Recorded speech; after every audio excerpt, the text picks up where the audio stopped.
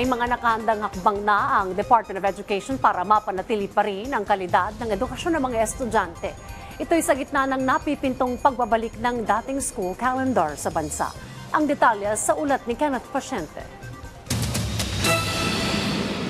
Tiniyak ng Education Department na mananatili ang mataas na kalidad ng edukasyon sa bansa kahit ibalik ang dating school calendar. Inihahanda na ngayon ng DepEd Curriculum and Teaching Strand ang makabagong approaches at intervention upang matiyak na covered lahat ng competencies. Kapag naibalik ang dating school calendar, bababa sa 160 days mula sa normal na 180 days ang in-person classes ng mga mag-aaral.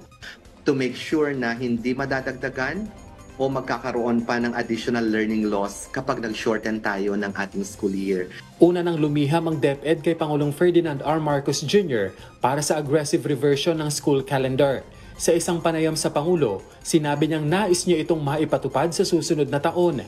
Kaya ayon sa DepEd, matatapos ang kasalukuyang school year sa May 31 at magbubukas naman ang school year 2024 to 2025 sa July 29. Tinitingnan ang posibilidad na magtapos ito ng March 31, 2025 para masimulan ang 2025 to 2026 school year ng June 25. The whole month of June, that is a non-negotiable or yan yung mandatory na rest ng ating mga teachers. Wala tayong mga DepEd activities or DepEd-initiated activities for the whole month of June.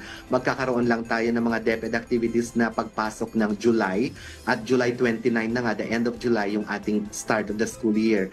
And if we do the cycle for 2025-2026, sisiguraduhin pa rin natin na magkakaroon ng break ang mga teachers and learners for April and May. Muli namang nagpaalala ang DepEd na gawing simple ngunit makabuluhan ang pagdaraos ng mga moving up ceremony at graduation. Bawal ang paghingi ng kontribusyon mula sa mga magulang at estudyante. Yan naman ay tutustusan ng ating school MOE, nakapaloob yan sa budget ng ating mga eskwelahan. Nag-abiso rin ang DepEd na sa indoor venues isagawa ang year-end activity. Pero kung walang indoor spaces ang eskwelahan gaya ng covered court, i-adjust ang oras ng aktibidad. Kailangan hindi sila magdaos ng mga closing exercises from 10 o'clock up to 3 to 3:30 dahil yan yung kasagsagan ng init ng sikat ng araw. So, pwede sila ng mga 6 to 10, 7 to 10, and then they'll do the 3:30 to 6 o'clock or 3:30 to 7 o'clock in the afternoon para lang ma-ensure natin na hindi sila masyadong maapektuhan ng init ng panahon. Makahihingi rin ang eskwelahan ng supplemental budget sa DepEd. Lumiham lamang upang mapag-aralan ito ng departamento. Kenneth Pasyente, para sa Pambansang TV, sa Bagong Pilipinas.